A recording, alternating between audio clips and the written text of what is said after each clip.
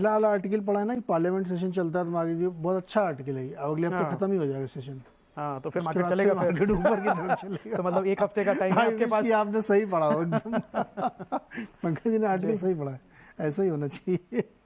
नहीं, क्या होता है ना कि पॉलिटिकली बहुत सारी चीज़ें इंडिया में इस समय चल रही हैं। अभी एक विश्वास प्रस्ताव पर डिबेट भी होने वाली है बहुत बड़ी सी, वो भी 2-3 दिन चलेगी, तो बड़े दिलचस्प चीज़ें यहाँ पे चल रही हैं। तो हो सकता है वो, मतलब इनकार नहीं किया जा सकता है कि लोग थोड़ा उसमें भी दिलचस्पी ले रहे हो। लेकिन एक समस्या है भाई जी, अभी सब लोग कह रहे हैं कि अच्छे स्टॉक में बने रहना, गिरे कौन से हैं? कोई अच्छा स्टॉक गिरा क्या? ठीक बात है आपकी। आई थिंक इतना पैसा कोई लगाए किधर, अप्रोच मार्केट, मतलब क्वेश्चन मेरा, या मार्केट अप्रोच कैसे करें हम? करेक्शन तो आप लोग करने नहीं आएगा, बहुत टाइम करेक्शन रहेगा, साइडवेज रहेगा मार्केट, बट कोई अच्छी क्वालिटी का स्टॉक आपको ऐसा कोई दिखा कि अरे बहुत नीचे आ गया, सेल लग गई मानसून वाली, चलो घुस जाए, ऐसा तो कुछ भी नहीं हुआ। बिल्कुल ठीक बात है। आई थिंक ऐसा हुआ नहीं है, क्योंकि मार्केट आप देखिए 20,000 ऑलमोस्ट टच करने वाला था और वहां से करेक्ट हुआ, और अभी भी कितना, मतलब 19,500-600 पे होगा मेरे ख्याल से, 19,500, तो 500 पॉइंट हो, तो मतलब कुछ भी करेक्शन नहीं है। तो उसमें ये एक्सपेक्ट करना कि सेल लग गई तो आप कुछ ले लें वो नहीं है। हाँ, पर थोड़ा उससे ज़्यादा मैं कहूँगा मार्केट से कि जो रिजल्ट्स आए हैं, रिजल्ट्स में थोड़ा इम्पैक्ट ज़्यादा आया है, क्योंकि किस कंपनी ने अंडर परफॉर्म किया उसकी बहुत पिटाई हुई। रिजल्ट से आप खुश हैं कि नहीं? मतलब ठीक है, मेरी एक्सपेक्टेशन जैसी थी वैसा ही है। आईटी में मेरा एक्सपेक्टेशन बहुत नेगेटिव था, तो वो उसी हिसाब से जा रहा है। फार्मा में मेरा एक्सपेक्टेशन बेटर है compare to what analyst expect. मुझे लगता है pharma results will be better than expected. और बैंक्स और फाइनेंशियल सर्विस का जैसा हम आउट परफॉर्मेंस एक्सपेक्ट कर रहे थे वो तो दिख ही रहा है, और उसके अलावा ऑटोज के नंबर्स भी अच्छे हैं। तो मैं कहूँगा जैसे एक्सपेक्टेशन था ब्रॉडली उसी लाइन में चल रहा है, कोई नेगेटिव या पॉजिटिव सरप्राइज तो नहीं है। तो ये सब देखते हुए मुझे नहीं लगता नीरज जी कि फ्रैंकली कोई बड़ा करेक्शन भी हुआ है। मतलब 500 पॉइंट कुछ को तो कुछ भी नहीं है, मतलब उसमें क्या एक्चुअली कुछ अपॉर्चुनिटी किसी को स्पेशल मिल जाएगी। परसेंटेज टर्म स्क्रीन पे आप लोग देख रहे होंगे, तो लोग कहेंगे ये कोई करेक्शन है, मतलब बेमतलब में हवा बना दिया, डरा दिया लोग। बिल्कुल कोई करेक्शन नहीं इसमें, मतलब ये तो छोटा करेक्शन है, चलता रहेगा। और आप देखें म्यूचुअल फंड के फ्लोज वो भी सॉलिड हैं, SIP फ्लो सॉलिड हैं, तो कोई हिलने को तैयार नहीं है, इन्वेस्टर कोई छोड़ने को तैयार नहीं है।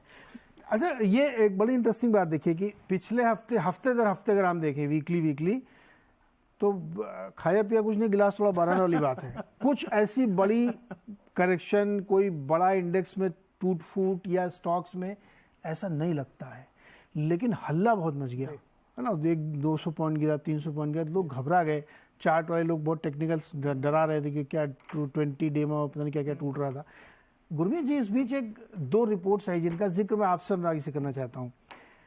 एक तो मॉर्गन स्टैनली ने इंडिया को अपग्रेड किया, और उन्होंने चाइना को डाउनग्रेड किया, मैं ख्याल ब्राज़ील को भी उन्होंने डाउनग्रेड किया। और दूसरी रिपोर्ट S&P की थी।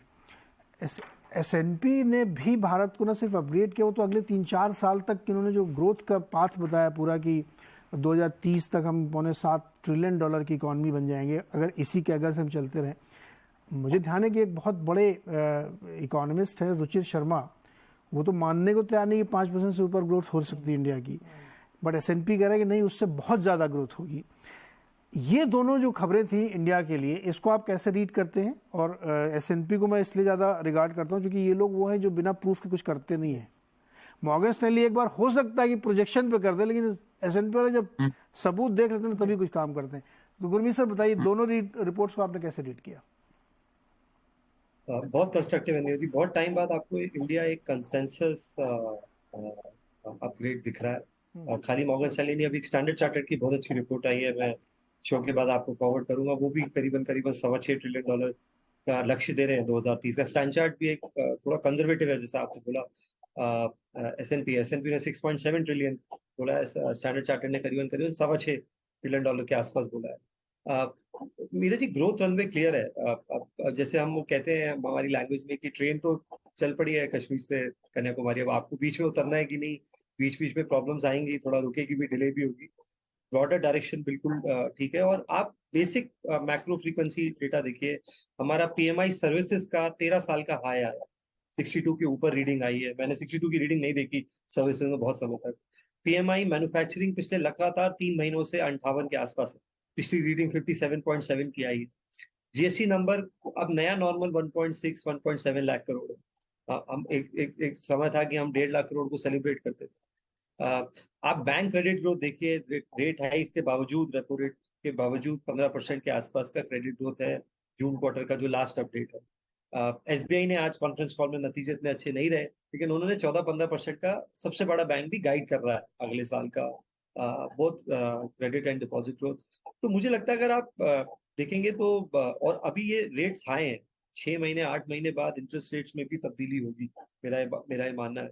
तो ये जो 6.5 6.7 का नंबर है, हालांकि ये 7 साल का एवरेज है, इसमें भी मुझे लगता है थोड़ा अपसाइड आएगा। तो ग्रोथ मोमेंटम स्ट्रांग है नीरज जी, काफी स्ट्रांग है। मोर इम्पोर्टेंटली मैं बहुत प्रमोटर से मिलता हूँ, बहुत जगह चर्चा करते हैं हम, हमारे बहुत सारे क्लाइंट्स भी हैं वेल्थ में, प्लस हम स्टॉक पिकिंग के लिए भी मिलते हैं। थोड़ा सा जो एक प्रमोटर कॉन्फिडेंस है, कैपेक्स को लेके थोड़ा एक्साइटमेंट है, ये इस साइकिल बहुत टाइम बाद आई है। मैं बाजार में हूँ 20 साल से, और मैं बार बार ये बात बोलता हूँ, शायद रिपीट भी करूंगा, कि मुझे कुछ हद तक ये 2003 से 7 की साइकिल की याद दिलाती है। हाँ, उस समय हम 12 के मल्टीपल से स्टार्ट हुई थी रैली, अभी हम ऑलरेडी 20-21 के मल्टीपल पे हैं, तो उतना शायद नंबर ऑफ टाइम्स में उतना ना हो, बट जो साइकिल है, इन्वेस्टमेंट एट कैपेक्स साइकिल है, हम उसके अभी बहुत अर्ली स्टेज में है। आपने फ्लोज की चर्चा की नीरज जी, $30 बिलियन का एनुअल फ्लो है इस साल, सिर्फ डोमेस्टिक का करीबन $22 बिलियन सिर्फ एसआईपी है, ईपीएफओ का करीबन 2.5-3 बिलियन डॉलर है, $30 बिलियन के अब स्ट्रक्चरल फ्लोज आ गए हैं, और ये अभी सिर्फ 3% 4% है सेविंग्स का। करेक्ट। $3.5 ट्रिलियन की इकोनॉमी में आप 20% सेविंग लगाइए तो $700 बिलियन होता है। $700 बिलियन के 30 बिलियन को हम सेलिब्रेट कर रहे हैं, तो ये नंबर भी बढ़ेगा मेरे हिसाब से। आई एग्री, इसमें तो कोई शक नहीं है कि बहुत, मतलब मैंने भी कम से कम 10-15 साल बाद, या हो सकता है कभी मिस भी किया हो, ऐसे पीएमआई नंबर मैंने देखे जो 60 के ऊपर 62 तक गए हैं, जो कि सुपर बुलिश नंबर होते हैं पीएमआई के, जो हाई फ्रिक्वेंसी नंबर को शक नहीं इसमें, लेकिन बहुत ज़्यादा बढ़ के आए थे। और वो ये दिखा रहे थे कि इस माहौल में, जब पूरी दुनिया में एक तरीके से बड़ी लोग अलग अलग बातें करें, इंडिया में कोई भी नंबर आपको डिप्रेस नहीं करता, रादर बहुत अच्छा था। अनुराग जी, ये इंडिया में जो 2 रेटिंग चल रही हैं, जो काम पिछले कुछ समय में हुआ है, उसको देखते हुए ऐसा लग रहा है कि ये जो S&P की रेटिंग है, या जो अलग अलग ब्रोकरेज हाउसेस अपग्रेड कर रहे हैं, तो कई बार क्या होता है ना कि पॉलिटिकल नैरेटिव सुन के लोगों को लगता है कि नहीं यार, इंडिया ऐसा कैसे ग्रो कर सकता है। लेकिन अगर आप उसको कट कर दें, उस नॉइस को आप अलग करिए और प्योर इकोनॉमिक्स पे जाइए, ग्राउंड पे जाइए, कंपनीज को देखिए, कैपेक्स को देखिए, तो एकदम डिफरेंट स्टोरी दिख रही है। आपको भी दिख रही है क्या? बिल्कुल बिल्कुल। सो नो डाउट, सो नीरज, एक इन्वेस्टिंग वर्ल्ड एक रिलेटिव वर्ल्ड है, जिसमें हर समय हमें ये कॉल लेनी होती है कि compare to others how are we doing. ये मॉर्गन स्टैनली की रिपोर्ट बिल्कुल एप्ट है। आप देखिए, हम अनफेयर कंपैरिजंस करने लग जाते हैं यूएस चाइना से इधर उधर। अगर हम अपने पीयर ग्रुप में कंपेयर करें, मेक्सिको देख लीजिए, रशिया देख लीजिए, साउथ कोरिया देख लीजिए, साउथ कोरिया में भी डेवलप्ड कंट्री है, बट साउथ अफ्रीका देख लीजिए, ब्राजील देख लीजिए, अर्जेंटीना देख लीजिए। नीरज, इन कंट्रीज की क्या हालत है? They are almost all of them are middle income countries. हमसे 4 गुना इनका पर कैपिटा जीडीपी ज्यादा है, लेकिन इनका जीडीपी नेगेटिव्स में भी चले जाता है। And look at there, Brazil ने अभी इंटरेस्ट रेट्स कट किए, 13.5% उनके फंड्स रेट हैं, उनका इन्फ्लेशन 18 से 20% पे चल रहा है। So you have to give it to India that here is a country जिसमें बड़ा स्टेबल वेल रेगुलेटेड मार्केट्स हैं, you know, with SEBI, there is a very well controlled central bank which is RBI, and then हमारा जो trajectory है ना नीरज, वो negatively surprise कभी नहीं करता है।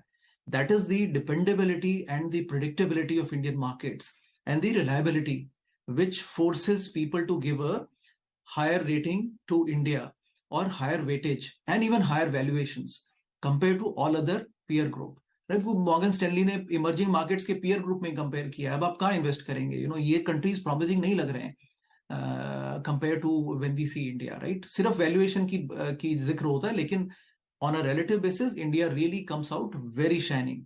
तो पहला point, I think I support Morgan Stanley's is report, you know, that India is the right, in a right position, right place. End of course potential तो देखिए हमेशा ही रहता है। S&P रिपोर्ट पे नीरज, आई थिंक वो उन्होंने 2031 का तक का नजरिया लिया है। उनका जो जीडीपी ग्रोथ रेट वो 6.7 कह रहे हैं, राइट। अप्रोक्सीमेटली मैं अंदाजा लगा रहा हूँ. Right. But I agree with Ruchir's point Neeraj जो आपने निकाला, और वो बड़ा एप्ट है Neeraj, and I think we'll have to see. एंड मैंने एक नोटेबल न्यूज़पेपर में एक लेख भी लिखा था इस बारे में. Neeraj, India grows with the world. तो वो जो गुरमीत ने बात करी 2002 से 2008 में, हम बोलते हैं कि हम 8% से ग्रो कर रहे थे. Neeraj, 40 countries were growing more than 8%. इस समय Neeraj no country is growing at 8% world में, major economies, less than 1 billion छोड़ दीजिए, right. There is a reason. देखिए, कोरिलेशन हम ढूंढ सकते हैं कि क्यों हुआ, कैसे मेटल्स में बूम साइकिल आया, कैसे कंस्ट्रक्शन हुआ, क्या हुआ. इंडिया के रीजंस अलग हो सकते हैं, बट अगर और मैंने जिक्र किया नीरज के how the global growth has move from 3.5% in the 90s to roughly 3% in 2010. Last decade was 3.1%. This decade will be less than 2%. और by the way, ये last decade की growth चाइना ने संभाली है. ग्लोबल ग्रोथ की बात कर रहा हूँ. तो ऐसे में अगर ग्लोबल ग्रोथ में स्लो डाउन होता है तो वो नीरज कंट्री लेवल पे भी दिखता है. तो ऐसे में आई वुड कन्वर्ज के 5 से 5.5% का ग्रोथ डिकेड में अगर हम देखेंगे तो तकरीबन उतना बनेगा. बट ये उतना बहस की बात नहीं है कि 6.5 और 5.5 में हम फंस के रह जाएं. Point is, it is a very good number, right. तो कोई 6.5 कह लें, आप 6.5 में खुश हो जाइए.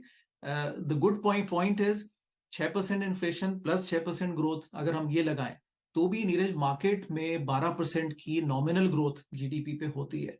विच मीन्स व्हाट के एफिशिएंट कंपनीज 12% से थोड़ा ऊपर भी निकाल सकती है returns, which is the backbone of के भारतीय मार्केट क्यों 12% डिस्पाइट वॉट एवर लेवल्स 12% की और 13-14% की ग्रोथ आपको फिर भी दे सकता है. तो this is the entire story Neeraj, और इस लार्जर पिक्चर को हमें मिस नहीं करना है. And I want to make sure whenever I talk of valuation ये महंगा है, don't miss this larger picture. हालांकि नॉमिनल अब इन्फ्लेशन 6 है तो रिटर्न्स डॉलर टर्म्स में हमें, अब मेरे जैसे इन्वेस्टर्स को नीरज कम मिलते हैं लास्ट डिकेड में, कैसा भी रहा हो. हमें तो 8% के रिटर्न्स मिलियन डॉलर टर्म्स में, लेकिन इंडियन इन्वेस्टर को ज्यादा मिलते हैं नीरज. तो दैट्स अ वर्थवाइल पॉइंट. आप इंडियन इन्वेस्टर बन सकते हैं इससे हमारे थ्रू.